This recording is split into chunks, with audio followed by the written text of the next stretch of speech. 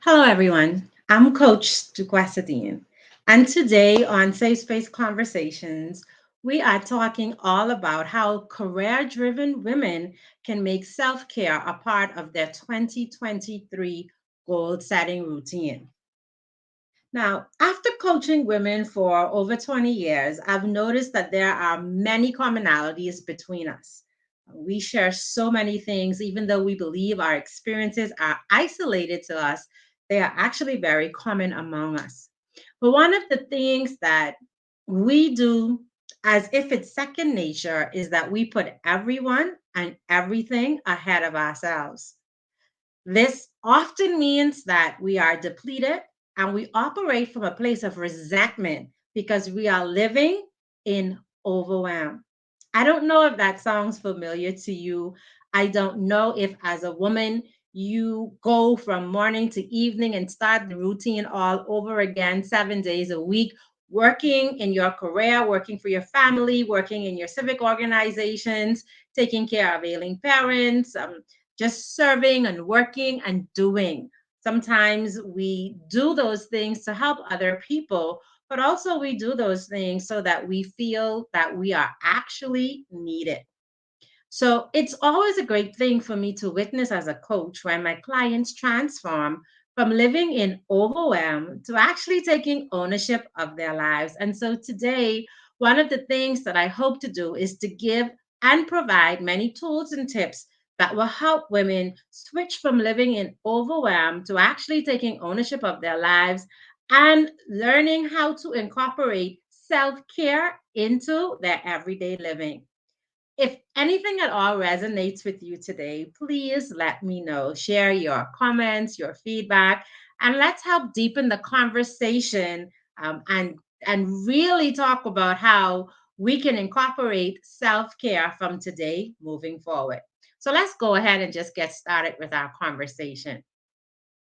According to the Advancing Gender Equality and a report from the United Nations, it will take another 286 years to close the global gender gap. Yes, you heard me correctly.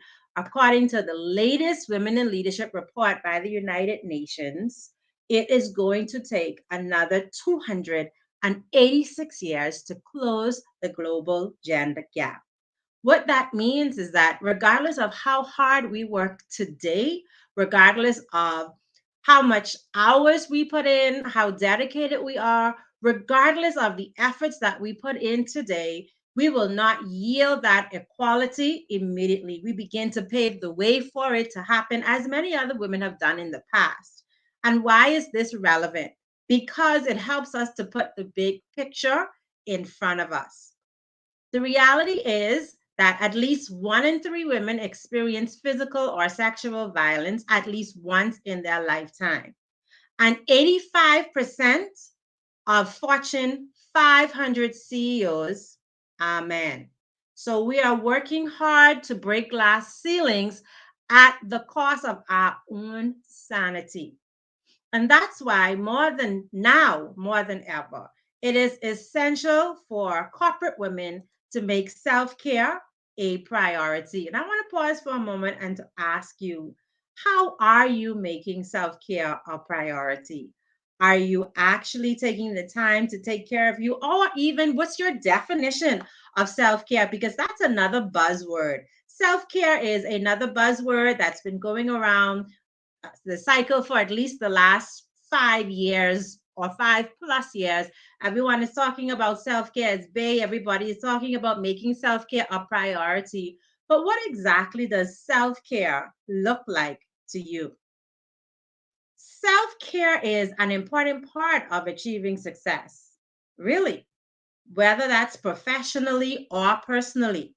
Because when career driven women focus on their self care and well being, it means that they can be more productive and successful in their roles. A good self care routine can help to boost your confidence, give you enough rest so that you are able to put the hours in, and exercising self care allows us to become more resilient. And these things are all necessary components for getting ahead in the workplace.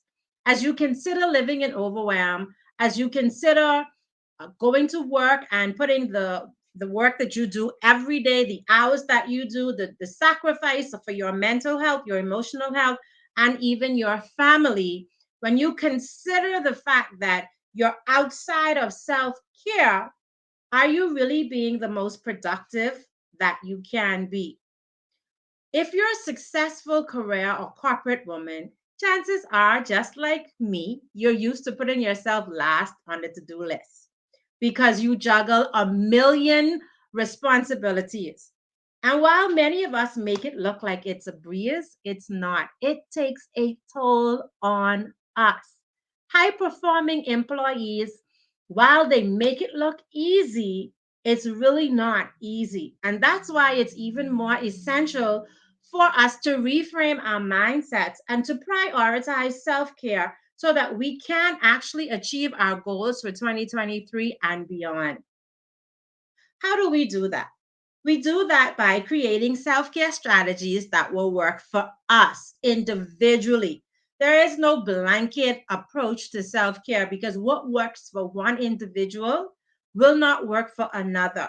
So it really depends on who you are, what you do, and what your end goal is in life. So your self care strategies have to be individualized for you so that they can help you to cultivate a healthier lifestyle and a healthier mindset, which in turn will lead to better performance. When we are rested, when we're not operating from stress, we are no longer reactive, but we're actually now proactive and operating from a totally different perspective.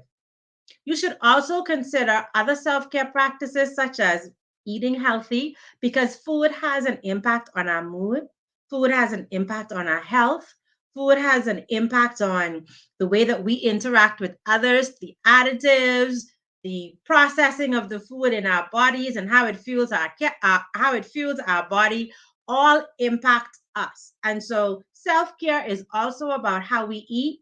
It's also about our hobbies, the things that we do to help us de-stress, the mindless tasks that we do to help us. I call it calm down, and spending time with family and friends. Because trust me, being in isolation is not what we were born or created for.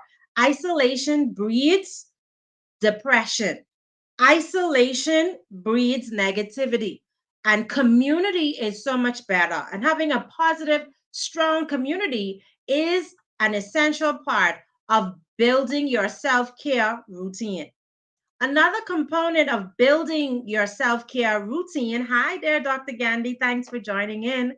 Another essential component of building your self care practice is really getting enough sleep and staying active, making sure that you are moving. And these are simple things that we'll talk about in a short while. It could be parking at the furthest point at your office, in your office parking lot, but exercise is important. It could be logging a certain amount of steps every single day. It could be getting up every 45 minutes to do 10 squats at your workstation. But activity is one of the ways that we remain healthy because exercise releases all of our happy emotions. And doing these things will help us to feel energized and motivated to continue to accomplish our dreams and our goals. So let's get started with the tips that I have for you today on how you can incorporate self care into your 2023 goals. So, this is a step by step process. The first thing that we need to do as women to incorporate self care is to acknowledge that self care is a top priority. It's not about getting to self care when we have time to get to self care, because let's just be real, we have not been good at getting to it. We've been good at making time for every single thing that we have to do and not making enough time for us so that we have the opportunity to de stress and rejuvenate. This means that self care should be given the same amount of priority and attention as every other goal that you have. My self care goals include my Sunday bubble bath with jazz music and candles. It could be daytime, it does not matter at all. But on Sunday, I make it a priority to sit in my bath with bubble baths and have a book, just relaxing to quiet instrumental music. It gives me a sense of peace. It regenerates me, it rejuvenates me, sitting, just being able to spend time with myself. And so, making self care a priority could be something as small as carving out time blocks that you have for just you, your thoughts, your mind, for you to be able to indulge in putting polish on your nails or sitting in a bathtub or making a healthy meal or indulging in a hobby. But we have to acknowledge that self care is a top priority. Come on now, let's look at it. We are the people that are executing the dreams of our corporate organizations. We're living up to the expectations of our parents and family members, and sometimes giving in to social and peer pressure. So we're putting and making priority for everything else. However, we are the people that need to execute those things. So if we are the executioner, that's what I'm going to call us. If we are the executioner, it should be a no brainer that we need to take care of ourselves so that we could show up to work, that we could perform at work, that we could handle conflict at work without snapping off, that we're able to cut off work and pick up quiet or play. So, the first thing I'd like to encourage you to do is to start by acknowledging that self care isn't optional, it is a top priority, and carve self care into your schedule. Choose the days and time blocks that you will use for self care. The second recommendation I have for you today is to set realistic self care goals. Realistic self care goals. It means that these are goals that we're actually going to be able to accomplish, like my bubble bath. So, when setting goals, make sure that your self care goals are achievable, attainable, and measurable so that you can track your process or your progress. So, choosing self care activities that are easy to do on a weekly or daily basis is something that will help you. For example, you can say, I don't have an hour every week to sit to myself, but how about you start with 10 minutes? Make it small. Take 10 minutes and sit in meditation, play some meditation music, listen to affirmations, but take 10 minutes to rejuvenate yourself. Or how about you say you'll take a 15-minute walk during your lunch period and exit your corporate organization so that you're walking in the fresh air? So, realistic goals means that you're starting with things that you can do that are easy. It could also be that you're challenging yourself to read one book a month. It could be a romance novel, it could be a comedy, it could be self development, whatever it is, but you're making a small commitment to completing a task that you know is achievable every month. Another way to set realistic goals is by creating self care strategies that work for you, that will help you stay focused and help you track your goals. For example, let's just say you're an entrepreneur or perhaps a freelancer with a very busy schedule, and setting aside a time aside during the day may be difficult because you're out there aligning with the people that we need to be attached to get the work done. Because when you work for yourself, that's a different level of commitment because you are responsible for your own cheese. You are responsible for your income.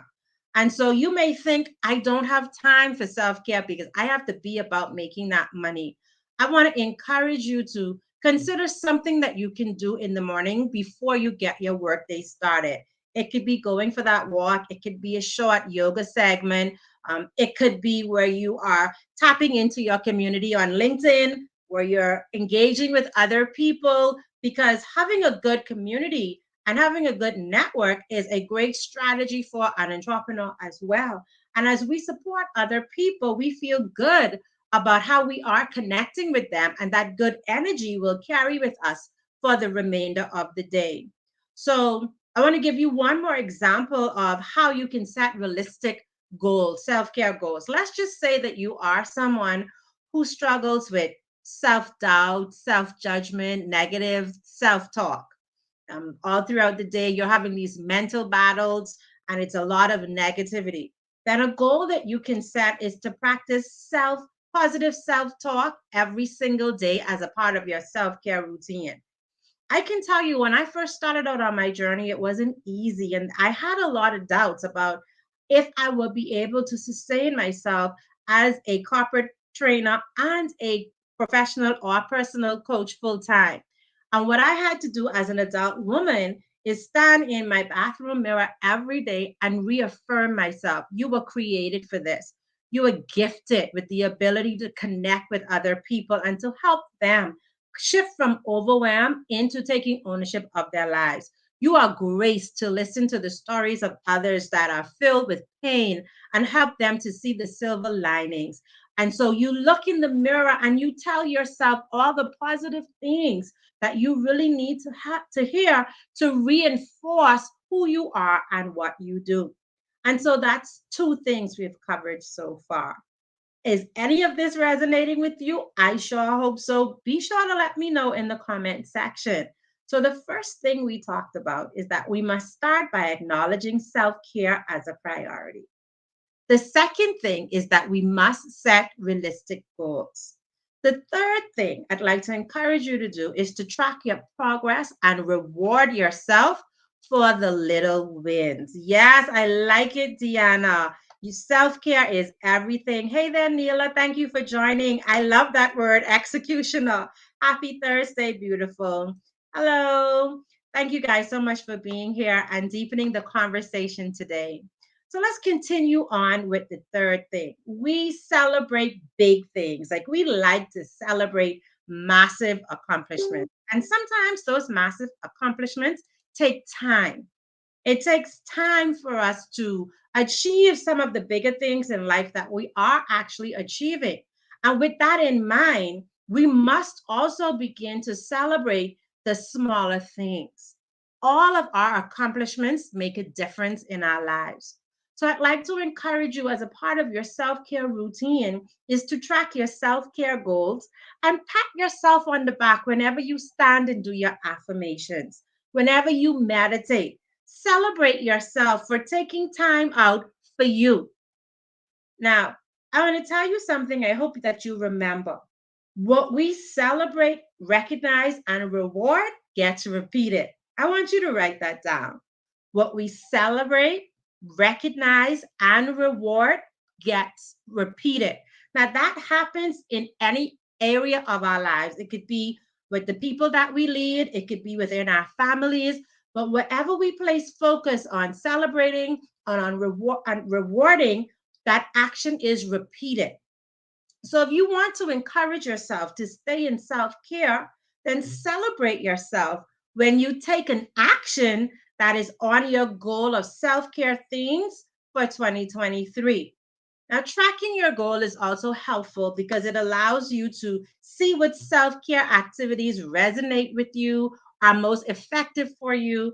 And as with any other goal, they must be flexible so that you also know how to tweak and adjust the goal. If it's too massive, then come back and make it more micro. So create the milestones and then create the rewards that you want to give yourself for reaching your self care goals. It's the same way that we do performance evaluations for the people that we lead. The only difference is we are now creating the performance evaluation on ourselves for how we track, achieve our self care goals, how we reach the milestones that we have set for ourselves. So, an example of this could be if you practice yoga 3 days a week, then reward yourself by getting a 30-minute massage, or perhaps a facial, or perhaps going out for a healthy meal where you can sit and enjoy your lunchtime with yourself. Yes, I am a proponent of going out solo and enjoying your own company. So you want to make sure that you're tracking your process and rewarding yourself for the small wins. So let's recap. We want to start by acknowledging that self care is a top priority. We want to set realistic goals for our self care. We want to track our progress and reward ourselves for the little wins. And then, fourth, we really need to get clear on what self care looks like for us individually. Self care for one person could be boundaries that keep toxic people out. Self care for another person could be indulging in manicures that they give themselves, or foot soaks, or bubble baths. Another person's self care could be about eating meals that fuel their body instead of hurting and harming their bodies. And so it can also be a combination of all of those things. And that's why there's no blanket approach to what self care is. It is really an individualized plan. And so self care is often packaged as this luxury bath bomb or consumable goods. But the truth is, everybody, every single person has different self care needs. If a 30-minute session doesn't resonate with you, this is a massage. Don't feel pressure to have massages. My good friend Dr. Gandhi is not a fan of massages.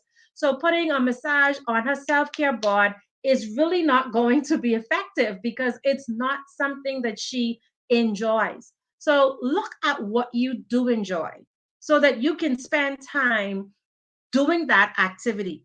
So, as we walk away from today's conversation, your homework is to really spend a little bit of time in reflection and looking at what self care means to you and how it will make you feel in order to be your best self to accomplish your goals, your dreams. This is your self care plan. It doesn't matter what anybody else thinks about your routines or your choices. This is about what makes you happy.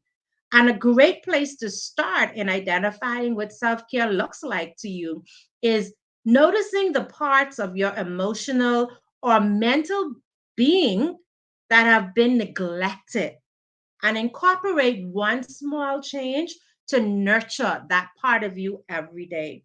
So, if your mental health is something that is a bit fragile, choose something in self care that supports having better mental health. If it is your emotional state, what are the things that will make you feel better emotionally? So, take the time to really notice the parts of you that need a support and begin your self care routine from there. Now we're getting to the end of our live today. There's just one more point, but let's go ahead and recap what we've learned so far. Step by step process on how to add self care to your career goals. One, start by acknowledging that self care is a priority. Two, set realistic self care goals. Three, track your progress and reward yourself for little wins. Four, get clear on what self care looks like for you. The fifth and final thing that I'd like to encourage you to do to make sure that you're making self care a top priority is to check in with yourself regularly. Make sure that you're taking time every single day to practice self reflection. There's so much power in reflection. We learn so much about who we are when we sit and reflect on how we've shown up today, yesterday, and in the past. So do your self assessments so that you can determine which self care activities work best for you, and remind yourself that your self care is not negotiable. Set an alarm in your phone, put it on your calendar so that you are reminding yourself to sit in introspection and check in with yourself to discover if you are on track or if you've allowed the busyness and demands of the work world or your family world or the world generally to pull your priority on self care away from you.